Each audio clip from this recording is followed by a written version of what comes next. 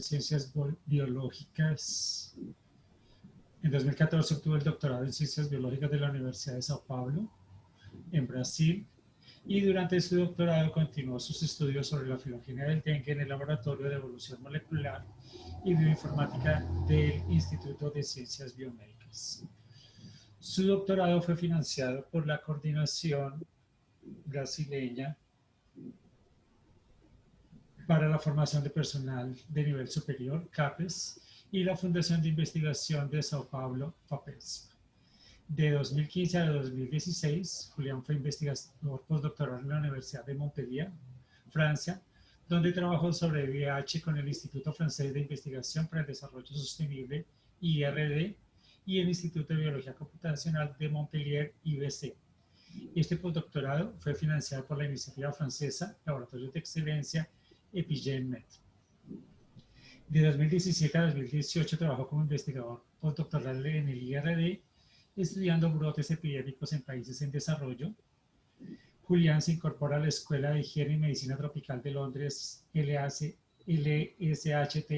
a mediados de 2018, donde ocupa un puesto de investigador. Su trabajo es financiado por el Consejo Europeo de Investigación, ERC. Sus afiliaciones en la LSHTM son el Departamento de Epidemiología de Enfermedades Infecciosas y el Centro de Modelaje Matemático de Enfermedades Infecciosas, CMMID. Julián hace parte del grupo de investigación del COVID dentro del CMMID. En este centro, Julián es el organizador senior de seminarios, hace parte del comité social y lidera el programa de apoyo entre pares para la adaptación a la vida académica de los recién llegados. Julián enseña una variedad de cursos en la escuela que incluyen virología molecular, epidemiología iónica, epidemiología y control de enfermedades transmisibles e introducción al análisis de brotes epidémicos utilizando R. También dirige el nuevo curso de datos genómicos como parte de la nueva maestría en Ciencias de Datos en Salud. Julián es candidato a miembro de la Academia de Educación Superior del Reino Unido tras haber completado recientemente su formación de posgrado en aprendizaje y docencia. Julián ha participado en diferentes talleres internacionales de bioinformática sobre evolución y epidemiología molecular de virus y ha compartido sus resultados de investigación en más de 20 conferencias internacionales. A la fecha, Julián tiene más de 30 publicaciones listadas en PubMed sobre evolución de diferentes virus como dengue, VIH, Zika, ébola y SARS-CoV-2. Entonces, démosle una cordial bienvenida a Julián y seguimos con la presentación. Nuevamente les recuerdo, cualquier comentario o pregunta que tengan, por favor, lo escriben en el chat de tal manera que los podamos organizar y posteriormente, en la medida que termine la presentación, Julián los irá contestando. Por favor, entonces, el video. Muchas gracias.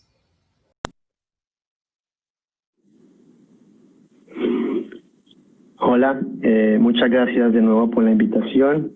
De nuevo, muchas gracias a la Escuela de Biología por cederme este espacio para interactuar con los futuros biólogos. Voy a comenzar entonces también agradeciendo por darme el reconocimiento de alumno destacado WIS. Este reconocimiento aumenta mi responsabilidad de continuar exaltando mi alma mater con el ejercicio de mi profesión, y también me gustaría felicitar a los jóvenes científicos WIS al otro lado de la pantalla. Ustedes, chicos y chicas, son una de las razones por las que estoy aquí, o la razón fundamental. También fui un estudiante como alguno de ustedes y me gradué allí en la WIS. Compartimos los mismos espacios, pero en momentos diferentes. Mi hermana menor también es estudiante de biología y probablemente está sentada en una pantalla como todos nosotros. Ustedes, ella, el resto de mi familia y la actual pandemia son mis incentivos para esta charla. Por eso, de nuevo, mil felicitaciones. Felicitaciones por sus esfuerzos para obtener su título en el futuro, por sus esfuerzos para vivir a través de esta pandemia y por su atención para compartir este espacio conmigo. Me disculpo de antemano por el título. cuando me invitaron a dar esta charla motivacional. No sabía exactamente cómo iba a articular la charla y la llamé Futuros Biólogos, Futuros Virus y Futuros Desafíos. No sé, al final, no sé qué tanto mi charla, de hecho, va a reflejar este título, pero me disculpo, o por eso me disculpo, pero espero que lo que discutamos aquí o lo que yo presente aquí de todas maneras ayude a crear una reflexión en sus cabezas sobre el futuro como biólogos. Sí, voy a pasar aquí la siguiente diapositiva. Entonces, para los que no me conocen, no estuvieron ayer y solamente para resaltar la introducción que hizo Daniel. Entonces me voy a presentar de nuevo. Me llamo Julián, soy biólogo, doy esta charla desde Londres, en Inglaterra. Soy exalumno WIS, sí, estudié biología allí y tengo un doctorado en microbiología por la Universidad de São Paulo en Brasil. Trabajé por un par de años en Francia y actualmente trabajo en Londres en el grupo de modelaje matemático de enfermedades infecciosas de la Escuela de Higiene y Medicina Tropical de Londres. Sin embargo, cuando me preguntan sobre a qué me dedico o cuál es mi área de especialización, es difícil responder. Depende de mi estado de ánimo y de mis espectadores. A veces soy un biólogo computacional o un biólogo evolutivo. En estos días soy más modelador matemático o epidemiólogo de enfermedades infecciosas. Antes de la pandemia era filogenetista. Pero esos títulos poco importan a veces. Lo que importa es la experiencia, lo que importa es la trayectoria. Y esto requiere tiempo. Muchos de ustedes pueden estar preguntando, ¿tengo la experiencia para asumir los desafíos del futuro como biólogos? Sí, tengo la experiencia para dar continuidad a mis estudios de posgrado y en el futuro tener la capacidad de llevar a cabo investigación de punta. Y hacer esas preguntas es algo natural. Tener miedos respecto al futuro es natural. Cuando yo estudiaba biología, yo no sabía que era un doctorado, ¿sí? No tenía ninguna familiaridad con títulos de nivel superior. Y aun cuando escuchaba comenzar sobre biólogos con doctorados, no se me pasaba por la cabeza obtener uno. En ese entonces me iba muy bien con las materias y nunca pensaba que me iba a dedicar a la vida académica. Al mismo tiempo yo pensaba que no tenía las capacidades para hacer un doctorado y hacer investigación que podría extender los límites del conocimiento, y sentía una mezcla de ansiedad y miedo. Recientemente, vinculado a mi institución, yo completé unos estudios de posgrados en educación superior. Este programa ha sido un trampolín a la reflexión sobre el papel de la universidad y de nosotros los investigadores y los profesores como educadores. ¿Sí? Y mi reflexión me ha llevado a reconocer y a confirmar que aquellos miedos que yo tenía cuando era estudiante de biología y que algunos de ustedes pueden también tener, eran justificados, y no porque no tuviéramos las capacidades y las herramientas o porque nuestros profesores no nos hayan dado el conocimiento que se necesita para enfrentar esos desafíos, sino porque faltaba también un ejercicio mentor, no sé si la traducción sea correcta en español, mentoring, que es un ejercicio importante y ayuda a los estudiantes y en particular a los nuevos estudiantes a reflexionar sobre sus opciones, y esa mentoría ayuda también a los estudiantes más avanzados a articular mejor lo que quieren hacer de su carrera. En aquel entonces, ya hablo del año 2002, cuando comencé el programa de biología, desconocía o no existían programas en la universidad que dieran ese tipo de servicios y que me ayudaran al adecuado desarrollo profesional. Sí, no existían tampoco ejercicios de tutoría, que son aquellos destinados al desarrollo académico en el contexto del programa específico, en este caso el programa de biología. Espero que existan ahora y de todas maneras, si no es el caso, esto es un área en la que se puede gestionar para generar un cambio importante y ayudar a las futuras generaciones. Este tipo de charlas, por ejemplo, es un paso en esa dirección, porque nos da una perspectiva.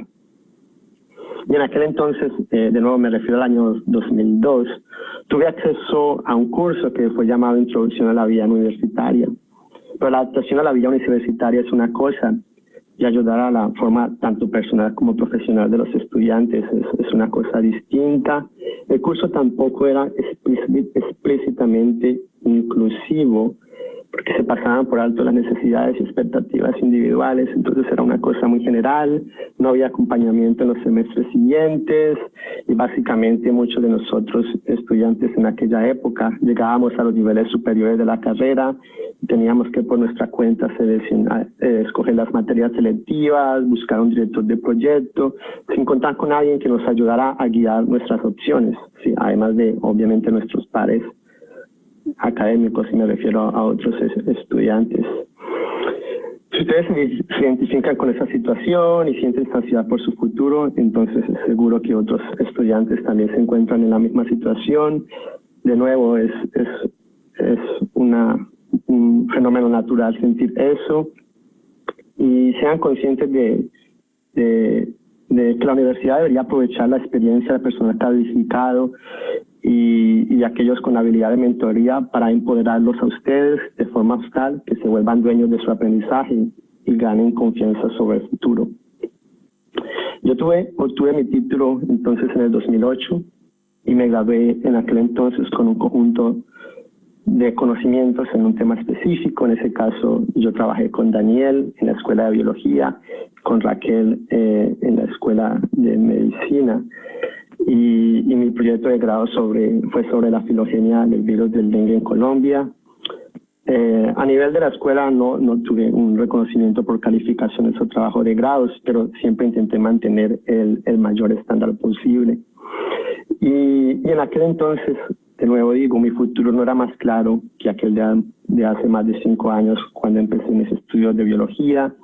Tenía muchas preguntas y pocas respuestas.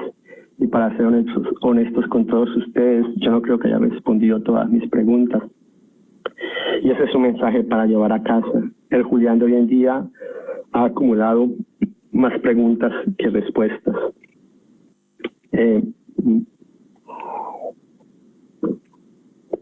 Fui invitado a dar esta charla entonces con el objetivo de reflexionar acerca de cómo un biólogo WIS puede llegar a acceder a la educación superior, idealmente en el extranjero. Y mi respuesta de antemano es que no lo sé con certeza. Volviendo a la época de estudiante WIS, yo sabía que quería ser un buen biólogo, lo que sea que eso signifique, y sabía que quería estudiar en el exterior. Sí, yo tenía buenas calificaciones, aprendía cosas buenas, pero en el fondo, y lo reitero, yo estaba muy preocupado, pues me pasaba por la cabeza una y otra vez que yo no tenía la capacidad de aportar a la ciencia. Yo también estaba preocupado porque los ingresos de mi familia eran modestos y por tanto no podía pagar por estudios superiores y temía perderme la oportunidad de viajar y estudiar en el exterior. Y yo soñaba con viajar por otros países y apoyar con mi investigación la realización de descubrimientos revolucionarios. Sin embargo, desde ese entonces y hoy en día ese es mi propósito de vida. Estudiar en el exterior, visitar otros lugares y me he concentrado en eso sin un plan estricto, sí, haciendo lo mejor de las circunstancias. Eso es lo que yo he querido ser y hacer desde entonces, y eso es lo que hago hoy en día, y es de esa forma que yo hago las cosas. Puedo decir que le debo algo al azar, pero le debo también mucho a la perseverancia. Una parte importante de mi vida es mi vocación como investigador y mi vocación me ha ayudado a llevar una vida satisfactoria y exitosa desde mi punto de vista. Y esa vocación es guiada por, como dije, por mi propósito de vida, de estudiar y visitar otros lugares. Y los invito a todos a tomar conciencia de lo que consideran importante y establecer un propósito. Puede que en ciertos momentos las circunstancias nos lleven a priorizar algo que no reflejan ese propósito, y creo que eso está ok. Todos podemos reevaluar lo que es realmente importante una y otra vez, hacer algunos cambios, y lo fundamental es siempre no perder el foco, tener claro qué es lo que queremos alcanzar como individuo y continuar en esa perspectiva, continuar detrás de ese propósito. Por tanto, esa es la segunda disculpa de esta charla. Me disculpo con todos los estudiantes de biología, de ciencias presentes, porque no tengo una lista que funcione como fórmula secreta y que pueda ayudarlos a todos. Y ni siquiera estoy seguro de que los consejos que yo doy son buenos. Pero estoy aquí para compartir experiencias e impresiones, probablemente sesgadas, que yo creo son valiosas y podrían ayudarles a ustedes. Les digo también que desconfíen de esas charlas enmarcadas como así lo hice y tú también puedes hacerlo, pues sufre mucho del sesgo de supervivencia. Y me refiero a que se concentran en las acciones, circunstancias, decisiones que llevaron al éxito a algunos, pero pasan por alto el número de veces que esas acciones y decisiones no le funcionaron a muchos otros. Como digo, entonces me disculpo por no tener esa fórmula secreta. Voy a compartir algunas cosas que yo creo son importantes para afrontar esos desafíos como estudiantes de biología hoy. Puede que les sirvan a uno, puede que no les sirvan a otros. Puede que esto se adapten a lo que algunos quieren hacer, puede que no se adapte, y esa es la realidad, ese es el mundo que vivimos, y eso está bien. Porque suena un poco desanimado, pero no lo es. Lo que estoy tratando de decirles es que existen diferentes caminos por los cuales un biólogo WIS puede dar inicio a sus estudios de educación superior en el exterior. Pero también lo que estoy tratando de decirles es que estudiar en el exterior no debe ser criterio para medir el éxito de un biólogo WIS. Existen infinitas formas de ser un egresado destacado, ya sea trabajando en la industria, como editor académico, como asistente de investigación, como docente, como asesor, como emprendedor o en cualquier actividad que se les ocurra, siempre y cuando sea fiel a su propósito, mantengan su integridad como profesional y el respeto por los demás. Por tanto, la segunda gran invitación es a tomar conciencia de que ustedes pueden definir el éxito como biólogos por sí mismos y tienen todo el derecho a cambiar esa definición con el tiempo, y eso está bien. Prioricen en su reflexión quién quiere ser como profesionales y no pierdan tiempo intentando ser lo que otros o yo definimos como un biólogo de destaques. Habiendo dicho eso, entonces, ahora les voy a hablar sobre algunas cosas que he aprendido en mi vida académica y en mis viajes. Las enumeraré, pero la numeración es independiente de su importancia, y esas son ideas o experiencias o percepciones que yo considero en general importantes. Pasar a la siguiente diapositiva. Y voy a tomar un poco de agua también. Y lo primero que voy a decir es que ser biólogos no es fácil, y que debemos sentirnos orgullosos de ser biólogos. Y para elaborar un poco, en general, hacer ciencia no es fácil, conseguir una beca no es fácil, conseguir la cátedra como biólogo no es fácil, o tener financiación para proyectos no es fácil, y se complica más aún en países en desarrollo como en Colombia. Gestionar estos proyectos no es fácil, escribir los manuscritos no es fácil, dar charlas en conferencias no es fácil, hacer networking no es fácil, educar no es fácil, supervisar no es fácil. Y estas son algunas de las tareas que yo desempeño como investigador, que otros investigadores también tienen. Y si alguno de ustedes quiere estudiar en el exterior y vincularse durante sus estudios como investigadores, deben estar preparados para un camino desafiante por la frente. Pero al mismo tiempo deben sentirse orgullosos del coraje que se necesita para ser biólogos en un país donde somos poco valorados, esa es la realidad, y donde existe una escasa asignación de recursos a la ciencia. Eso no significa que no tengamos la capacidad de hacerlo. Y recuerdo mucho que Raquel en aquella época, cuando yo intentaba formular mi proyecto de grado, me decía: en Colombia hacemos ciencia con las uñas, y es verdad. Sin embargo, nosotros, a pesar de que hagamos ciencia con las uñas, somos capaces de hacer cosas bastante valiosas, y generalmente acabamos nuestro curso de biología con un conocimiento y unas habilidades que nos permiten en general dar continuidad a nuestros estudios. Como dije, el camino no es fácil, pero la travesía y el destino han sido, por lo menos, pueden llegar a ser muy gratificantes, y han sido gratificantes en mi ejemplo. Y lo importante es que si queremos estudiar afuera, intentar tener un plan que sea flexible y irlo adaptando con el tiempo. Y en ese respecto, por ejemplo, les voy a compartir un par de experiencias. Cuando yo cursaba biología en la UIS, yo apliqué a un taller de alto prestigio que se dedicaba a entrenar estudiantes alrededor del mundo en evolución de virus y epidemiología molecular. Y yo fui uno de los 20 seleccionados en el mundo, pero no fui lo afortunado lo suficiente para conseguir la beca. El evento también ocurría en África del Sur, entonces no existía la oportunidad de poder pagar ese viaje, y no sé si ahora, pero en aquella época también no teníamos consulado, y por tanto tendría que ir a Chile o negociar allí la visa.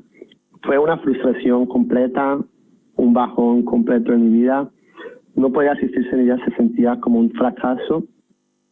Pero al final de cuentas, ser aceptado para un taller siendo estudiante de pregrado es un hecho y un logro notable. Y eso me lo dijo Annemiek, que es la fundadora del evento, con quien muchos años atrás después compartí una cerveza con ella en Roma. En aquella época ya había sido aceptado de nuevo para el evento, ya contaba con soporte financiero para asistir. Y lo que quiero decir con esta reflexión, los mensajes que quiero pasar, es no solamente que la cerveza italiana es buena, pero que vamos a encontrar estas circunstancias, estos bloqueos en nuestra carrera, que no tienen nada que ver con nuestros orígenes, no tienen nada que ver con nuestras habilidades. La mayor parte son circunstanciales, y que en cualquier caso siempre existe la oportunidad de seguir adelante. Yo no podía hacerlo cuando era estudiante de biología en la UIS, pude hacerlo cuando era estudiante de doctorado. Y este año, por ejemplo, yo fui invitado a ser profesor de este evento. Entonces, sí, puede que tome tiempo, pero al final, si continuamos trabajando en ello, las cosas pueden llegar a funcionar. Por eso es que comento que debemos tener un plan flexible, apuntándole a algo, pero sí, teniendo bastantes caminos, oportunidades, o estando pendiente de las oportunidades que nos puedan llegar a colocar en ese objetivo o alcanzar ese objetivo. El segundo relato es sobre eventos también que pasaron al final de mi carrera en biología. Ya había articulado seriamente mi propósito de iniciar un doctorado en el exterior, ya había seleccionado una universidad en los Estados Unidos, estaba de ojo en los exámenes de admisión, y las circunstancias cambiaron en un abrir y cerrar de ojos, pues mi potencial supervisor, Eddie, que es hoy en día, en aquella época y hoy en día, un personaje muy reconocido, en el área de evolución viral, decidió cambiar de institución, decidió irse para Australia, y por tanto no pude dar continuidad a mi aplicación. De nuevo fue una situación extremadamente desalentadora. En aquella época, como dije, no tenía muchas cosas planeadas. Y hoy en día, actualmente una de mis estudiantes de maestría, Susana, que también es bióloga WIS, está haciendo su doctorado con él, y eso a mí me llena mucho de alegría, me llena mucho de orgullo. Yo cuando pienso en la situación digo, bueno, es así que cambian las cosas. Yo quería hacer mi doctorado, pero acabó siendo con este personaje, pero acabó siendo una de mis estudiantes la que hace el doctorado con él, y yo veo todo eso como algo muy positivo y algo que me enorgullece. Entonces, esto es para resaltar cómo mis planes se han ido adaptando, y cada uno de estos eventos me han ayudado a crecer, cada uno de estos eventos me han llevado a donde estoy hoy, y esas experiencias me han acompañado todo el tiempo. ¿Cuál fue mi alternativa en esa situación? Continuar estudiando las páginas web de universidades, crear una lista de instituciones que satisfacían mis necesidades académicas, y con lista en mano enviar cartas de intenciones a supervisores potenciales, manifestando mi genuino interés en la investigación que ellos realizaban, e indicando también que necesitaba de auxilios financieros para dar continuidad a mi educación. Algunos respondieron, otros no. Algunas de las respuestas eran desfavorables, que no tenían financiamiento, pero al final fue de esta forma que obtuve la oportunidad de aplicar e iniciar mis estudios de doctorado en la Universidad de São Paulo, en Brasil. Ok, pasemos al el siguiente elemento. Ok, entonces la segunda cosa que yo considero importante es cultivar la curiosidad. Y esto suena a una tontería o suena a manual de bolsillo, como algunas de las otras cosas que yo he comentado, pero esto no es realmente fácil, y muchas veces tampoco nos entrenan a tener curiosidad, o en algunos casos incluso nos avergüenzan de postular preguntas o de manifestar nuestras observaciones o curiosidades. Y la curiosidad es aquel impulso de buscar nueva información, de buscar nuevas experiencias, de explorar nuevas posibilidades. Algo que ustedes tienen que tener en cuenta es que sus profesores actuales no tienen la última palabra, los profesores en institución tampoco la tienen, yo no la tengo, nadie la tiene. Entonces, usando un dicho colombiano, no comamos entero. La ciencia es una actividad social, y la curiosidad tiene este efecto positivo porque nos lleva a buscar y generar alternativas. Durante mi ejercicio profesional, cuando activo mi curiosidad, es menos probable que caiga en el sesgo de la confirmación. Me refiero a que me ayuda a evitar y buscar información que respalde mis creencias, y me motiva a buscar información que sugieran que estoy equivocado, como sucede muchas veces. Y es la curiosidad la que me lleva a formular preguntas, es la curiosidad la que me lleva a buscar respuesta, y es la curiosidad la que me lleva a extender los límites del conocimiento con mi trabajo. A mis estudiantes siempre les digo, o hago muchos énfasis en no hacer un ejercicio técnico cuando trabajan en sus proyectos de grado conmigo, pero a pensar en el problema que están estudiando, a pensar en el fenómeno que están estudiando, e intentar hacerse preguntas e intentar entender por qué están teniendo estos resultados. Puedo aquí compartir, por ejemplo, otra historia, esta vez con Olivier Gasquel, para aquellos que trabajan en el área de filogenética, quizás el nombre es conocido.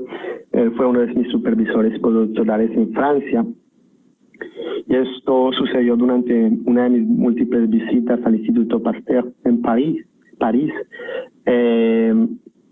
Estábamos tomando té en la azotea de la unidad de biología computacional, con una vista genial a la ciudad, típica imagen de París con la Torre Eiffel en el fondo, intentando formular una nueva pregunta de investigación.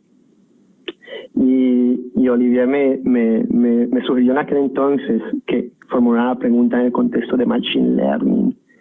Y yo no tenía mucho conocimiento de que era Machine Learning. Recuerdo que respiré profundo, tomé un sorbo y respondí, tengo muchas preguntas al respecto. Y lo que quería decir es que no entendía realmente qué era Machine Learning, a dónde íbamos con esta conversación, pero quería entenderlo. Y lo que me respondió Olivier, porque él entendió, entendía mi reacción, y era, bueno, la razón por la que elegí trabajar contigo es porque haces muchas preguntas.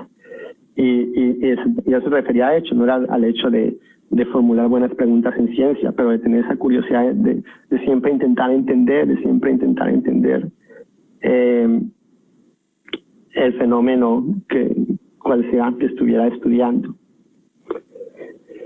Entonces, hagan preguntas. Yo espero que al final de esta charla hagan también preguntas y manifiesten al menos una curiosidad académica, más una curiosidad personal. Número 3, y esto es respecto a qué elementos yo, Julián, creo que son indispensables para la ciencia contemporánea y que los estudiantes de biología deberían reflexionar acerca. Y esos elementos son, que yo digo, no se deberían descuidar, son el inglés y la programación. Estoy seguro que se hace mucha ciencia importante en países que no hablan inglés, como Colombia o Brasil. Hay ventajas, sí, no es una cuestión de la existencia del inglés, por decirlo de cierto modo, como un idioma estándar. Facilita la difusión de ideas en lugar de restringirla. Y esta es una de las razones por la que tiende a existir una mayor visibilidad del trabajo realizado en Estados Unidos y en el Reino Unido. De todas formas, son muchas las ventajas entonces de tener un buen nivel inglés, entre ellas que permite dar visibilidad a su trabajo mediante la publicación en revistas en el exterior, la oportunidad de asistir a eventos internacionales y hacer networking, y lo más importante en esta etapa de su carrera, la oportunidad de acceso a becas fuera del país. Yo no sé cuál sea la situación actual en la Escuela de Biología. En mi época, de acuerdo que me dieron la oportunidad de escribir mi propuesta en inglés y recuerdo que la presentación también, mis diapositivas estaban en inglés. Era un parte de mi ejercicio a educarme a mí mismo a pensar más en inglés. Y podría apostar que el manejo del idioma es un denominador común para todos aquellos que han decidido invertir en estudiar en el extranjero, independientemente del idioma oficial del país al que se vayan. Tanto en Brasil como en Francia, saber inglés fue fundamental durante mis primeros años viviendo y trabajando allí. Yo creo que le debo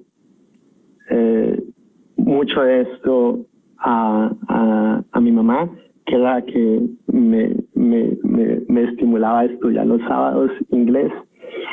Y a pesar de llevar poco más de 12 años viviendo en el exterior, continúo cometiendo errores hoy en día. También cometo errores en portugués, aún más en francés.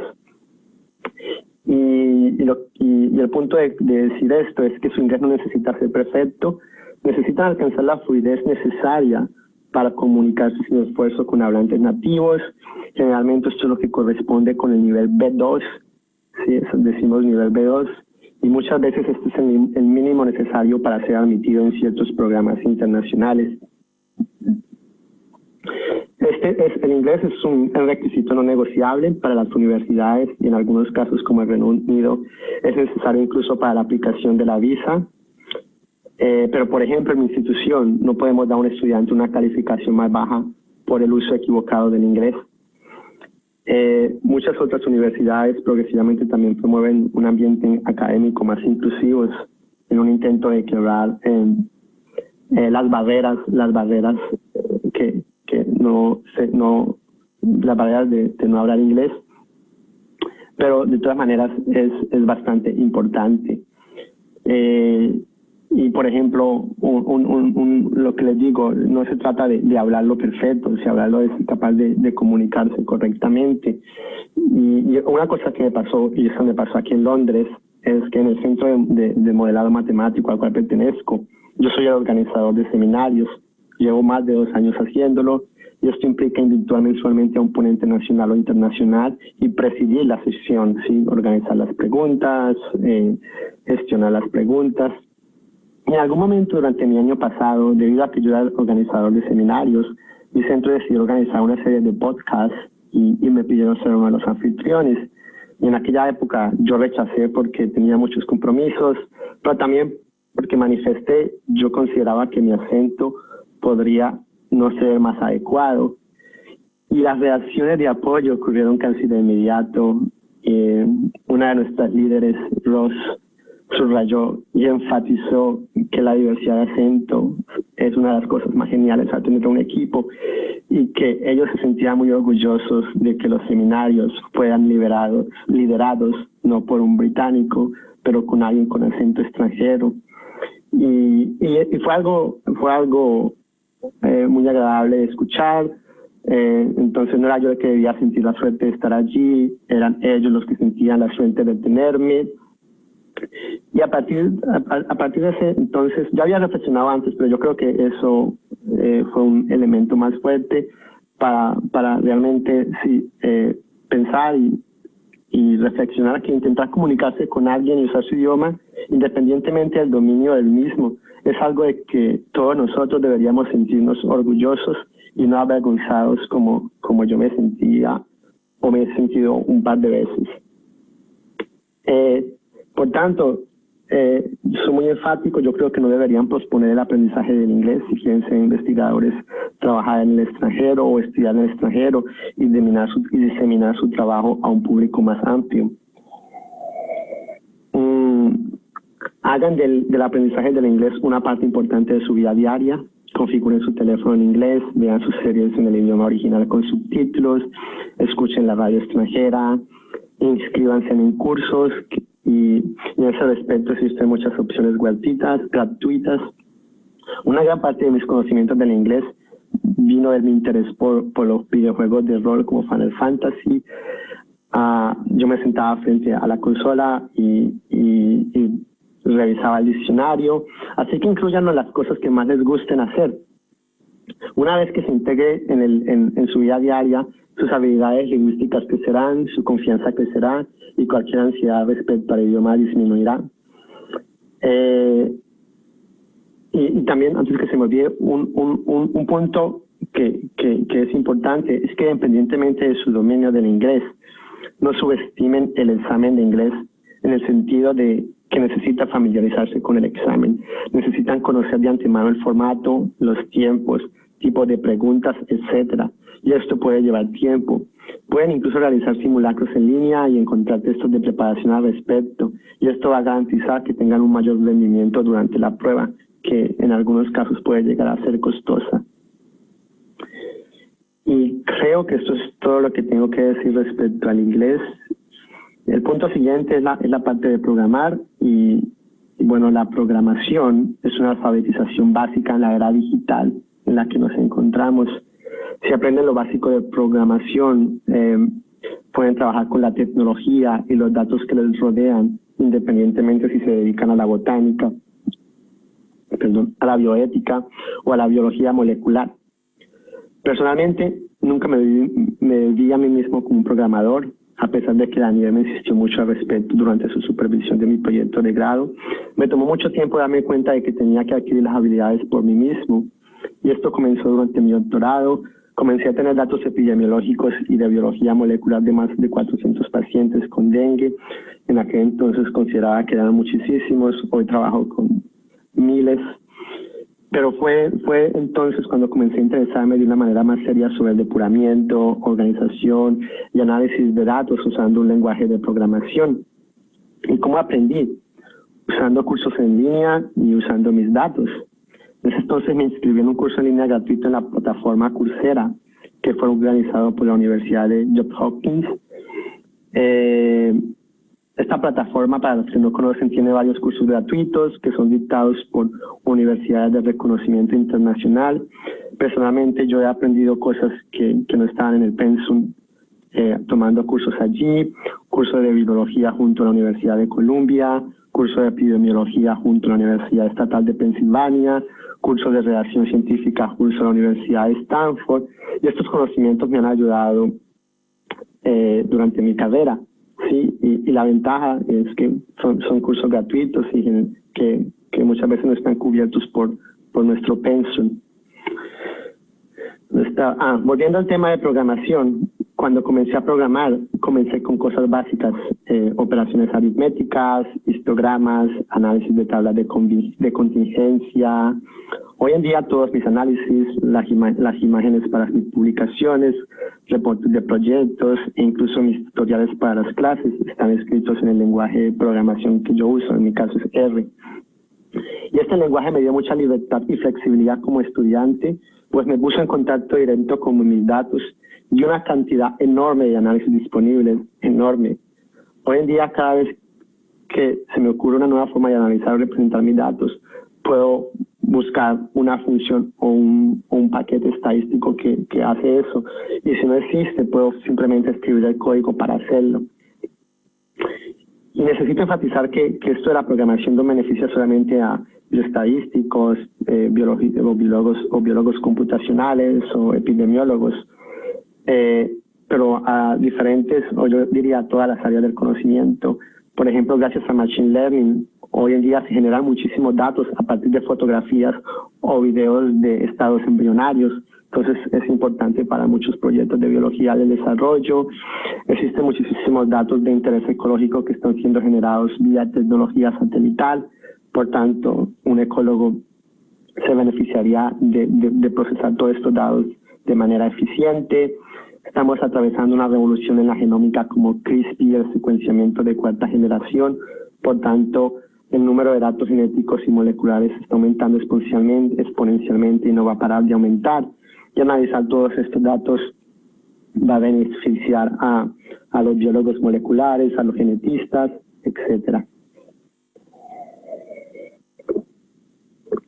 En conclusión, en este punto, me es difícil imaginar una situación en la que saber programar no les puede llegar a ser útiles en las carreras. No es un punto para estar desanimados si no sabemos programar o si nunca antes paramos para pensar al respecto. La buena noticia es que nunca es demasiado tarde para aprender. Yo comencé a programar durante mi doctorado y mis habilidades me catapultaron a varios proyectos durante mis años de postdoctorado. Era de los pocos que sabía programar en mi equipo y por tanto muchos proyectos caían en mi escritorio donde yo podía ayudar porque sabía organizar los datos o procesarlos. Reflexionen acerca de esto. De nuevo estoy diciendo que sea algo que va a cambiar o que va a garantizar acceso a alguna cosa en el futuro, pero va a colocarlos en una posición mucho más competitiva. Ahora, si ustedes se encuentran con una oportunidad de posgrado que tiene como uno de los requisitos programación o alguna otra habilidad que ustedes no cumplen o que les resulta difícil evaluar si ustedes cumplen el nivel necesario que es especificado, entren en contacto con el investigador y pidan más detalles y expliquen sus calificaciones personales. Esto es muy natural. Por ejemplo, cuando estaba aplicando a mi trabajo en Londres, existían dos requisitos que yo no cumplía. Un requisito era 2 lenguajes de programación. El segundo requisito era tener cierta familiaridad con un tema en específico. Así que yo le escribí a Katie, quien es ahora mi mentora profesional, y le dije, bueno, tengo interés en esta posición, solo sé programar en esto es lo que sé hacer, anexo mi currículum, ¿debería aplicar o no? Y ella me respondió, sí, aplica. Y esto es una práctica normal, porque, y de hecho es algo que debería ocurrir más, porque si la respuesta es negativa, si te dicen no, realmente necesitas tener esa habilidad, bueno, pues ya está, no aplicas, no pierdes el tiempo y te pones a buscar otras opciones que te sirvan más. Ahora, si la respuesta es positiva, pues ya, ahí ves, tienes la oportunidad. Y no solo eso, como has demostrado el interés, eso a veces es importante. A veces cuando existen candidatos con el mismo conjunto de habilidades, un factor decisivo, por ejemplo, puede ser haber manifestado interés, al menos en algunos comités de evaluación. De nuevo, no es porque, estas situaciones es si ustedes realmente tienen un interés genuino en la posición, no es para enviar mensajes solamente para ganar puntos. Y eso nos lleva también al punto siguiente que voy a cubrir hoy, que es el penúltimo, y que llamo de networking. No sé si sea el término más apropiado en español para esto, pero usando Google Translator no me gustó la traducción. Era en redes, trabajo en redes, me suena un poco a actividad pesquera, pero la ciencia es colaborativa.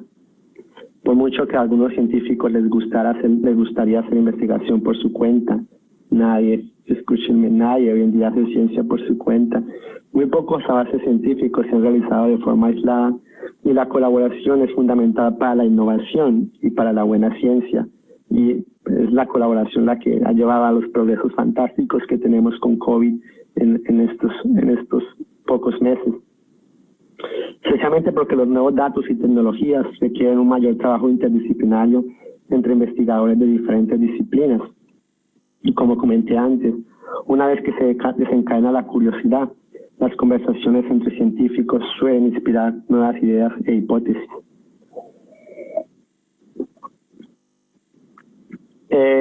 Mi experiencia también muestra que un porcentaje significativo de progreso en nuestras carreras se debe al networking.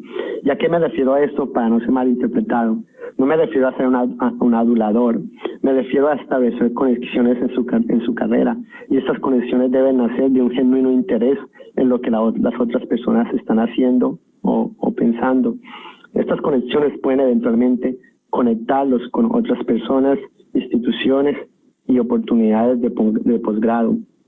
Yo tuve la oportunidad de trabajar con los franceses y los británicos, gracias en parte al networking. Y un componente importante del networking, por ejemplo, es participar de conferencias, de seminarios, etc. Una de las razones por las que se me ofreció el trabajo en Francia fue porque yo fui a un evento, y en ese evento yo interactuaba con los profesores, discutía en las clases, y fue esa participación la que eventualmente se transformó en una oportunidad de trabajo a futuro. Mi posición en Inglaterra fue bastante similar. Gracias al uso académico que yo le doy a Twitter, entonces, por ejemplo, yo interactuaba en línea con muchas instituciones, con muchos científicos, interactuaba con ellos en conferencias o también a través de Twitter. Y fue a partir de una de estas personas que yo seguía que vi que había una oportunidad de trabajo en la escuela, y fue gracias a este trino, como llamamos en español, que supe esa posición y que apliqué. Y en la institución, como muchas personas conocían mi trayectoria o habían escuchado un poco de mí, también eso actúa en mi favor.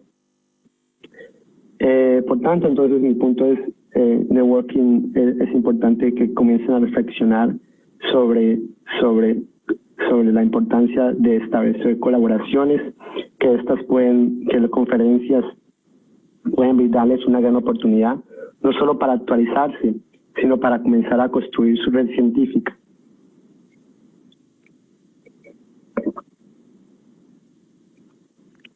Esta parte social puede que no ocurra durante tiempos de pandemia. Sin embargo, existen otras formas, como ya mencioné, Twitter, que funciona eficazmente como un agregador de noticias. Ustedes pueden seguir revistas e instituciones en el campo de su interés y mantenerse así al tanto de descubrimientos y publicaciones, pero también es una fuente de noticias y de oportunidades. Yo regularmente comparto oportunidades de doctorado y postdoctorado allí de mi institución o de instituciones con las cuales hago colaboraciones. Existen cuentas como IDD Jobs que publican puestos en el área de enfermedades infecciosas, y existen iniciativas similares por parte de otros perfiles e instituciones. El perfil académico en Twitter también es una forma de fortalecer su presencia profesional en línea y puede permitirles identificar personas claves con las que a ustedes les gustaría trabajar. Eventualmente también pueden desarrollar confianza y, si el tiempo lo permite, comenzar a interactuar con contenidos y otros investigadores, expandiendo así su red, dando a conocer su nombre y, en el mejor de los casos, colocándolos en el radar de algún investigador con oportunidades. De nuevo, no es un concurso de popularidad, a pesar de que algunos puedan verlo de esa forma. Es de aproximarse a las personas que podrían potencialmente contribuir a su formación académica y profesional. Ya para finalizar, también me estoy quedando sin voz. El punto número 5, voy a intentarlo hacer cortito. Yo considero muy importante luchar contra la mente colonizada. ¿Y a qué me refiero con mente colonizada? Porque tenemos una mente colonizada en Latinoamérica. Podemos vivir en un mundo que llamamos postcolonial, pero la verdad es que aún existen relaciones de colonización, relaciones de dominación y explotación, disculpen. Y puede que hasta cierto punto lo que llamamos de norte global, Estados Unidos, Europa, Japón, haya liberado nuestras tierras, pero eso no significa que la colonización de nuestras cabezas haya dejado de ocurrir. ¿Y a qué elemento me refiero exactamente? Uno de estos, por ejemplo, es que dije que el inglés es el idioma de la ciencia, y por ejemplo esto da una mayor visibilidad al trabajo en regiones anglófonas. Y esto nos lleva al sesgo inconsciente de que Europa, los Estados Unidos, Japón funcionan mejor y hacen las cosas correctamente. Es la idea preconcebida de que podemos igualar nacionalidad, integridad o habilidad científica. Y esta mente colonizada también nos lleva a reducir nuestra capacidad de evaluar críticamente la investigación realizada en el norte global, en Estados Unidos, en Europa, y al mismo tiempo nos hace más críticos con nuestros pares colombianos y latinoamericanos. Es verdad que existen catastróficas diferencias en oportunidades en lo que respecta el acceso a la educación y el acceso a recursos para investigación.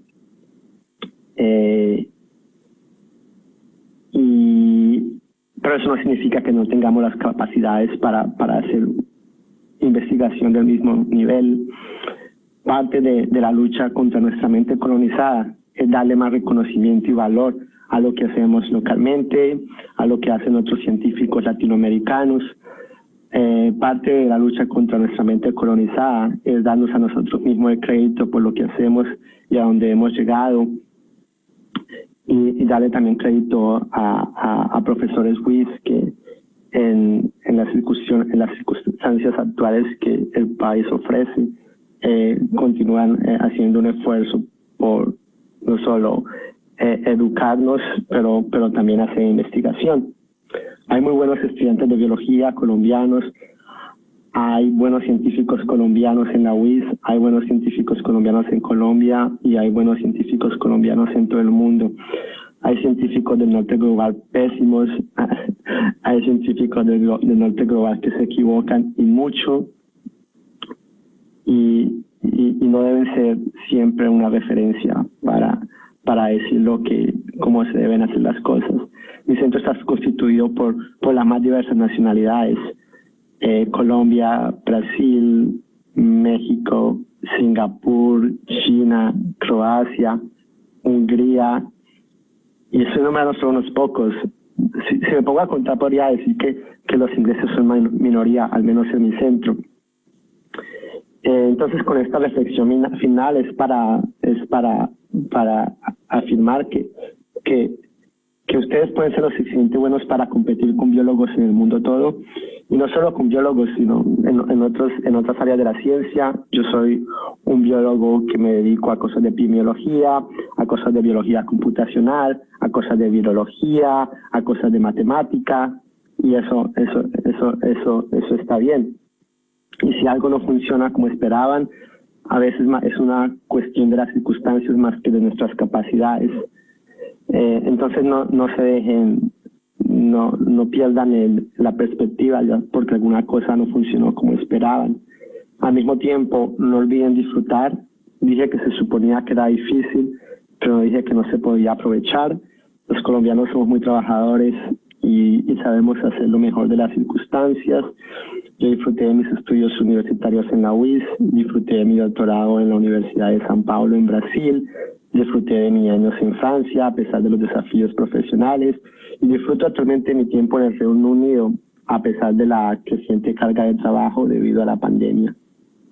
De nuevo, muchas gracias por su atención y espero que haya sido de su interés y ahora podemos proseguir a la sección de preguntas si existe alguna.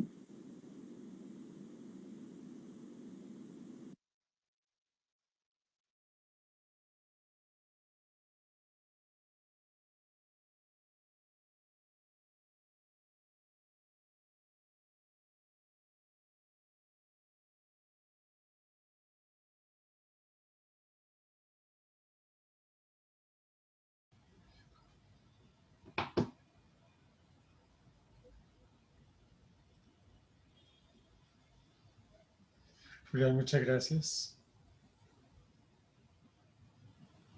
Julián. Sí, aquí estoy. ¿Me escucha? Listo. Yo quisiera personalmente que ampliara un poquito la parte del síndrome del impostor. Siempre el latino que piensa que es el que no puede, que no sabe suficiente inglés, que obviamente todos los otros, independientes que sean gringos o latinos, lo hacen mejor. ¿Cómo nos sobreponemos a ese síndrome del impostor? Bueno, esa es una respuesta que yo también estoy intentando buscar. El síndrome del impostor incluso me acompaña hoy en día y yo diría que no es algo exclusivo de los latinoamericanos. Con todos mis colegas a veces discutimos de que todo el mundo pasa por esto y yo creo que yo creo que por eso es muy importante tener estos programas que llamo de tutoring, de mentoring, y porque son espacios para discutir esto, son espacios para manifestar esto. Estos espacios llevan a que estos miedos, estas ansiedades que diferentes investigadores lleguen a niveles superiores a la administración y entonces, por ejemplo, se desarrollen programas para aumentar no solo el bienestar físico y mental de la comunidad universitaria. Entonces, con eso lo que yo digo es, el primer elemento es discutirlo, que todos sean conscientes de que, independientemente, por eso decía, independientemente del título, de las calificaciones que alcancemos, muchos investigadores aún pasamos por la misma situación. Y que vamos a pasar por situaciones en las que las cosas no salen como esperamos y vamos a pensar que es porque no somos lo suficientemente buenos. Entonces, si no es, yo no tengo, de nuevo, no diría que es un diálogo que debe ocurrir y ese es el primer paso. ¿Sí? Si alguien tiene un comentario adicional a hacer o quiere hacerlo más a manera de conversación, porfa, salten a la llamada y digan y manifiesten alguna cosa, pero sí, es básicamente discutirlo y que sean conscientes de que es una situación que todos pasamos por eso. Hay un par de preguntas que están en el chat. ¿Qué tan bueno era su dominio del lenguaje antes de comenzar el doctorado? ¿Qué lenguajes manejaba? Sí, cuando fui a Brasil no sabía absolutamente nada de portugués. Y lo mismo cuando fui a Francia no hablaba absolutamente nada del francés. Por eso por eso manifiesto que el inglés ayuda mucho y obviamente es una situación circunstancial. Los brasileños en general entienden bastante el español, los franceses no entienden del inglés, entienden mejor del español, entonces estaba la mejor forma si se intentaba decir algo en español. Entonces, eso no era una limitación, no fue una limitación no saber el portugués o el inglés, pero, disculpa, no saber el portugués o el francés en las dos circunstancias, pero fue el inglés el que me permitió avanzar en los dos programas.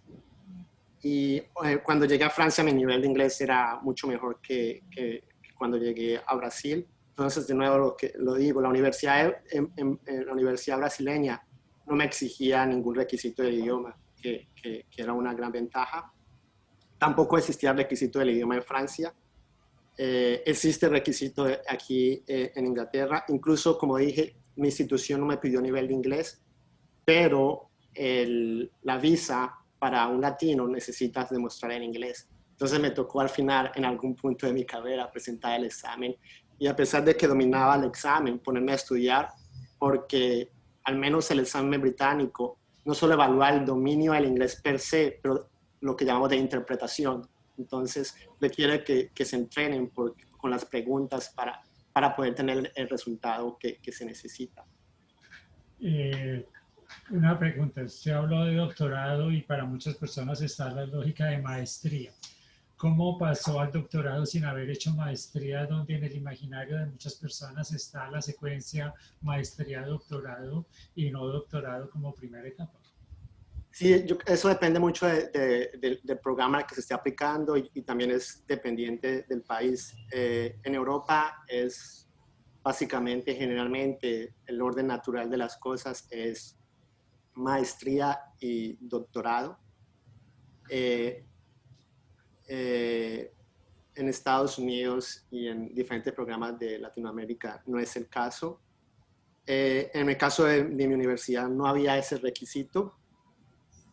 Pero lo que yo, entonces, en Brasil lo que existe es una distinción, existe lo que se llama el doctorado per se, que es el cual estudiantes con maestría pueden aplicar, y lo que yo hice que se llama doctorado directo, que tiene un poco tiene ciertos requisitos adicionales, como tener alguna muestra de familiaridad con la investigación, como es el caso de muchos egresados de biología UIS, que hacemos proyecto de grado, etc.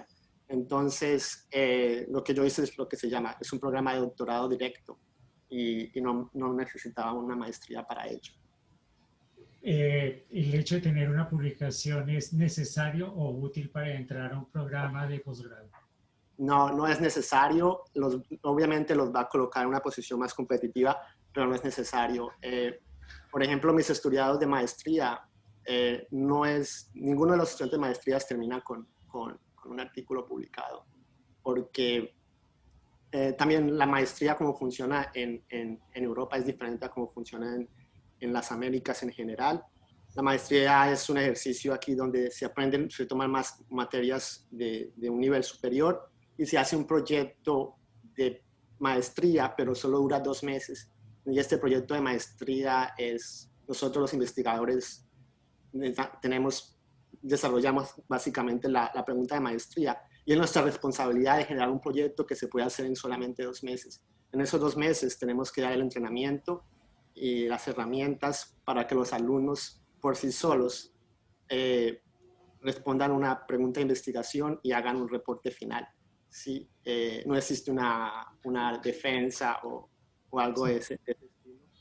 Entonces, no es un requisito. Y, por ejemplo, muchas veces no es requisito incluso el título de maestría para doctorado. Entonces, algo que también ha cambiado, creo que no es así en Colombia o en Brasil, con mi experiencia, es que existe una flexibilidad en la emisión de títulos y en lo que es experiencia comprobada de saber algo. Entonces, por ejemplo, estudiantes comienzan un postdoctorado sin haber finalizado el doctorado.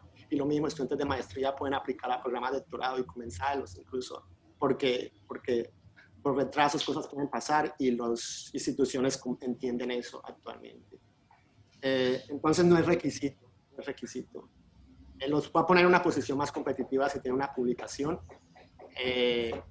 Y como dije, por ejemplo, el año pasado hubo un programa de maestría. En mi grupo había una posición de doctorado abierta en mi grupo y yo se la enviaba a los estudiantes WITS que conocía, que al final no acabaron aplicando porque uno de los componentes necesarios era R, pero lo que necesitaban para la R era simplemente saber cómo cargar un archivo o alguna cosa. Entonces se asustaron por ninguna razón y por eso precisamente digo, si ustedes sienten que no tienen la capacidad o que no tienen el entrenamiento necesario, siempre me escriban un email, no se queden con la duda. En ese sentido, entonces, ¿qué debemos hacer para mejorar las habilidades tanto computacionales y de inglés en los estudiantes? O sea, ¿cómo hacemos para que los estudiantes comiencen a dar ese paso de mejorar su comunicabilidad en términos computacionales y de un segundo lenguaje? Esa es una pregunta difícil que requiere un comité para precisamente... si mal no recuerdo, incluso cuando yo me gradué, ya había una legislación a nivel universitario que 20% del material académico debería ser en inglés. ¿Eso existe actualmente? Aprox. Sí. O sea, digamos que no. Entonces, básicamente, el primer paso sería, ya que existe eso, deberíamos comenzar a hacerlo. La pregunta es, porque yo, obviamente cuando yo era estudiante de pregrado, muchas veces yo juzgaba quizás más fierce, más agresivamente a mis profesores y ahora menos porque, como dije, es muy diferente la manera en que se maneja el balance de investigación y docencia. Y aquí en mi instituto yo doy clases en todas estas, pero en el año solo estoy obligado a dar 22 horas de clase en el año. Y generalmente no las completo, generalmente hago 16, 18, porque es muchísimo trabajo preparar las clases y no tengo tiempo de hacer las otras. Y siempre si tengo regaño de administración por no hacer horas. Entonces, entiendo que para los profesores sea muy difícil programar o comenzar a adaptar el contenido de tal manera que se integre el inglés, pero debe hacerlo y entonces yo creo que lo que hay que hacer es, si no está ocurriendo a nivel de profesorado porque no hay tiempo o porque no existe la preparación, entonces se debe hacer la gestión y llevar cuáles son las dificultades a quien sea la autoridad responsable para que, por ejemplo, se den las vías para hacerlo. Entonces, yo creo que en ese sentido, el 20% o incluso más es algo que se debería hacer porque es básicamente contacto directo con el lenguaje. Ese es el secreto para aprenderlo. Yo nunca hice un curso de francés. Aprendí francés porque mi computador estaba en francés, porque recibía papers en francés, porque las personas a mi alrededor hablaban francés y poco a poco el francés se fue apareciendo. Y lo mismo con el inglés. Lo otro es que debemos crear un ambiente más ameno para eso. No podemos juzgar el mal desempeño del inglés en el estudiante o en el profesorado. Entonces, ser conscientes de las limitaciones y de las capacidades que cada uno pueda tener, tanto intelectuales o de tiempo. De nuevo, crear espacios para dialogar, preguntarle a los estudiantes qué es lo que piensan, preguntarle a los estudiantes también eso y creo que eso es lo que debería hacer más énfasis también. Los estudiantes deben ser consultados de cómo ellos quieren que su aprendizado sea. Y eso, por ejemplo, nunca me pasó a mí en la UIS. Me pasa en la institución actual ahora que el diseño del currículo es en conjunto con los estudiantes y ellos tienen opinión al momento de decir cómo quieren que sus exámenes sean, cuáles son los contenidos que ellos quieren que sean dictados, etcétera. Entonces, y eso es lo que llamo empoderar a los estudiantes para la adquisición de su conocimiento, hacerlos parte del programa y del desarrollo del currículo. Que si ellos vengan, es que ellos sean mismos conscientes de que hay una necesidad de tener más inglés y que ellos también generen ideas para eso. ¿Cuál sería la recomendación para una persona que quiera hacer posgrado? ¿Cuál sería, digamos, como espérese, no espere, comience rápido, comience tarde? Además de todas las que comenté. Sí, pero la básica, la que uno dice en términos de tiempo. ¿Es una cosa que yo debo esperar a pensarla una vez que termine la carrera o cuando comienzo a pensar en un posgrado? Si ustedes, cuando sientan que es el mejor momento para ustedes, si ustedes sienten que el pregrado fue muy estresante, que necesitan un año de vacaciones, eso está bien. Si lo que quieren es estudiar lo más pronto posible, entonces comiencen antes de graduarse. Eso depende de cada uno y no va a alterar en nada el desarrollo en el futuro de su ejercicio profesional. Yo tengo 3 estudiantes de maestría finalizadas, las 3 haciendo doctorados.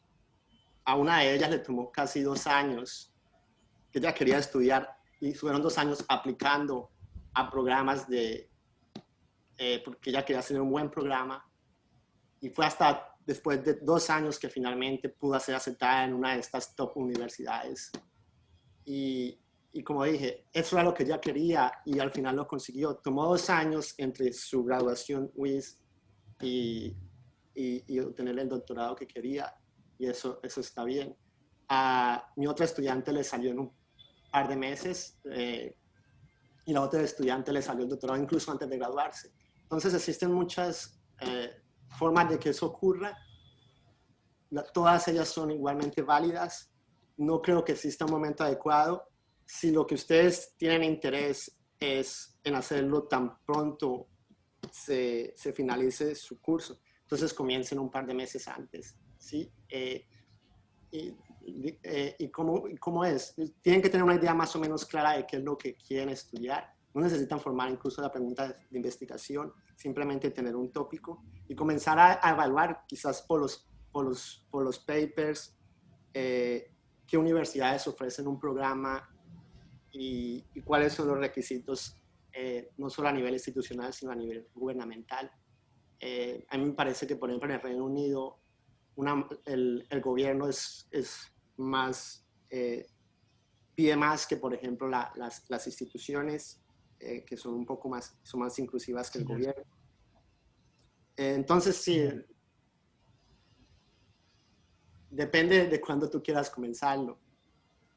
No existe un momento correcto.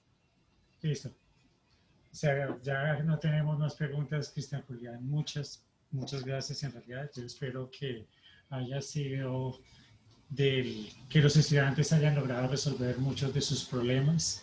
Como tenemos agenda ocupada, entonces le doy la palabra a la directora de escuela, profesora Nayibe.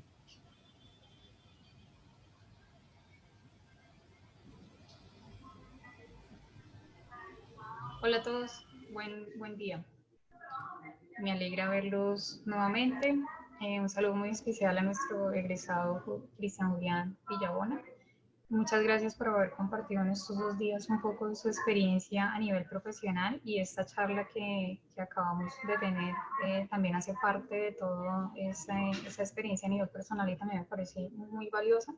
Creo que es un espacio que ha sido muy motivador para muchos estudiantes y asistentes y esperamos volver a generar este tipo de actividades donde podamos seguir interactuando.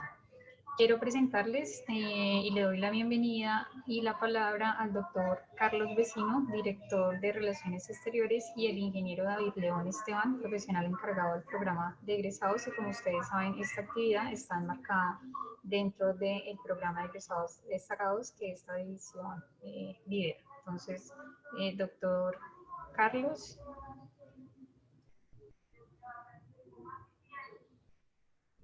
Janet, porfa, activas micrófono.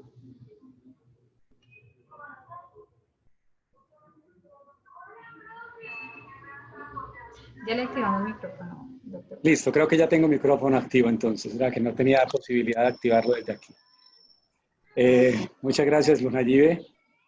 Primero que todo, un cálido saludo en nombre de la universidad, de las directivas, obviamente de la Oficina de Relaciones Exteriores, a nuestro egresado Cristian Julián Villabona Arenas, quien de alguna manera está cumpliendo con lo que nosotros siempre hemos visionado para la relación con nuestros egresados, y es esa conexión, el hecho de que nuestros egresados, no importa en qué lugar del mundo se encuentren o se desarrollen, sigan conectados como una diáspora y que sigan de alguna manera retribuyéndole a su alma mater.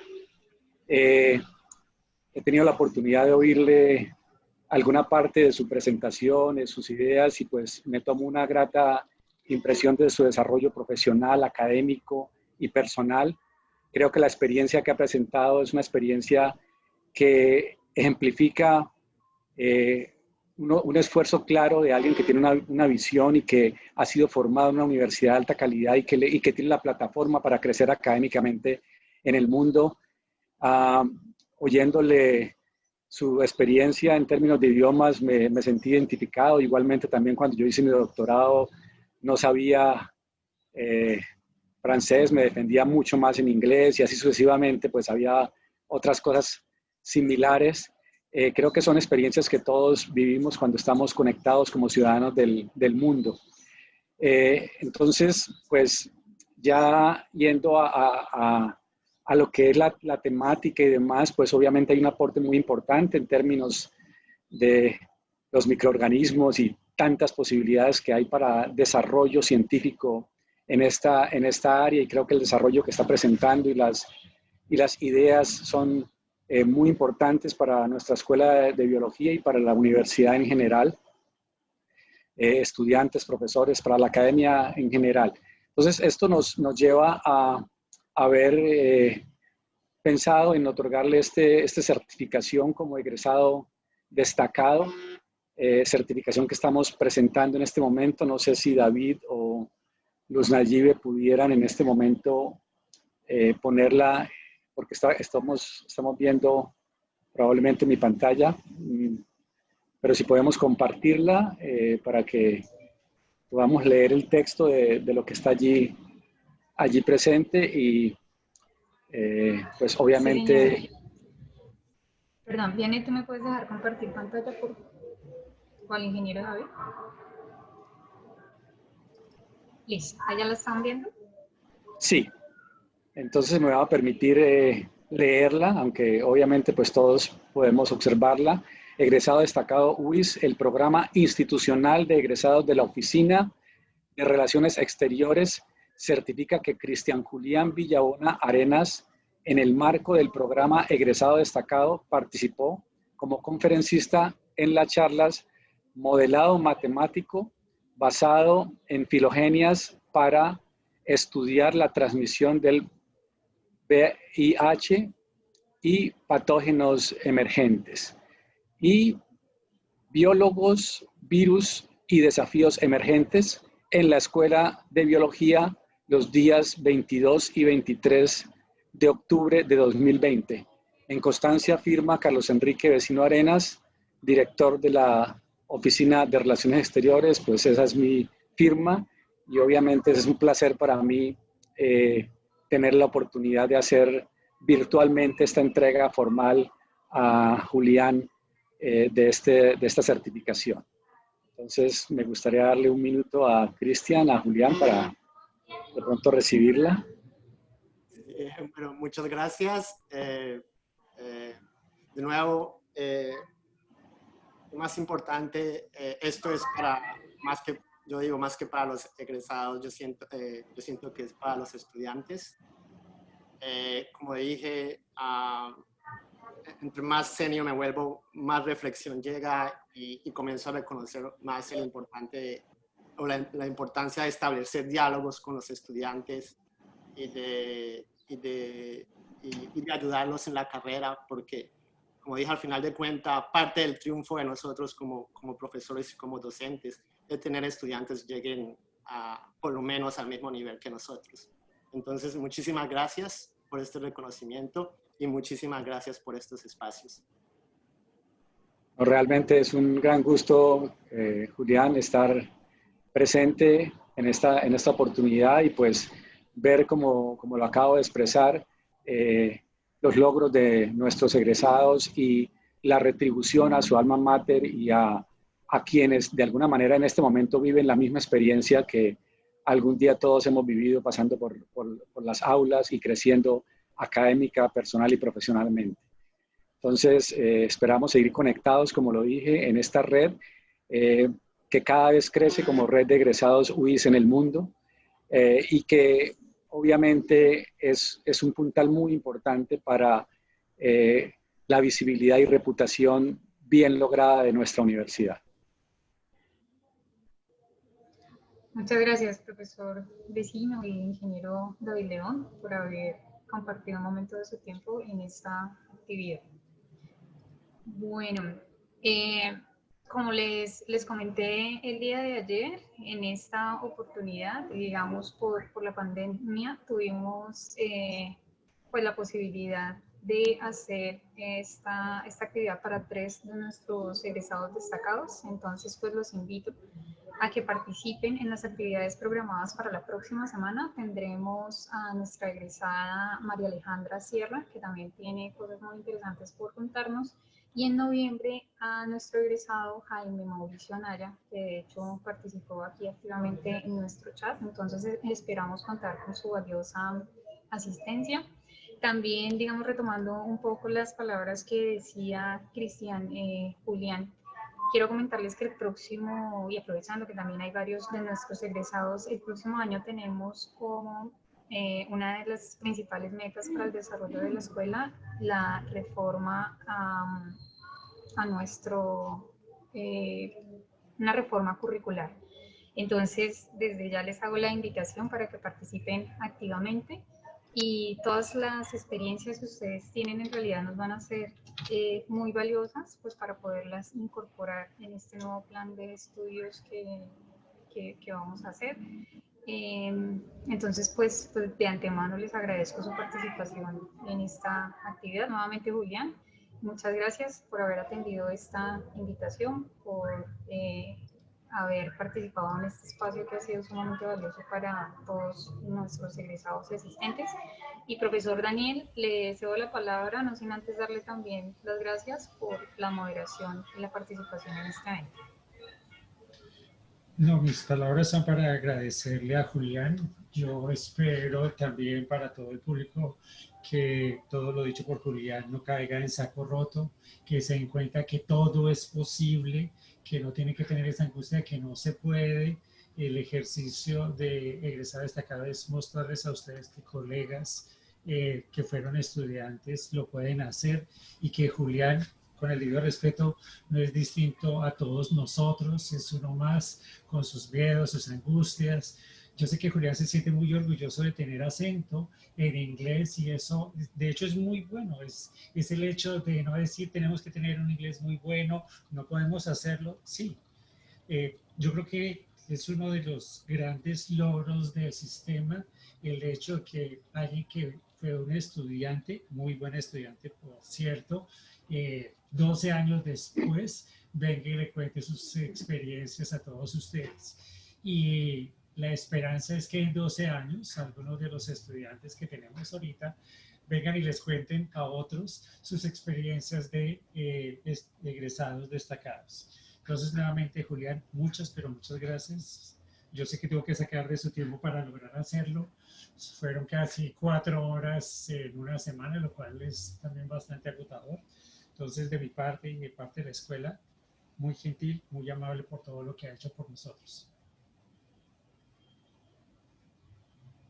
De nuevo, gracias por la invitación y que estoy dispuesto a seguir participando de estos espacios para tanto, ya sea ayudando a mejor articular mis ideas para que el programa de biología mejore, pero también como a veces pasa que me contactan para consultas a nivel académico con los estudiantes y con los proyectos. Entonces, para mí es muy importante mantener este networking con la UIS y continuar contribuyendo. Listo, Julián, muchas gracias, muy amable. Entonces, No sé si la profesora Nayibe tiene algo adicional o si no, despedirlos a todos y agradecerles su participación tanto en la charla de ayer como en la charla de hoy. Bueno, suerte. No, Muchas nada más gracias, adicional. muy Feliz gentil. día para todos. Feliz día. Feliz día para todos, muy Hasta luego. gentil.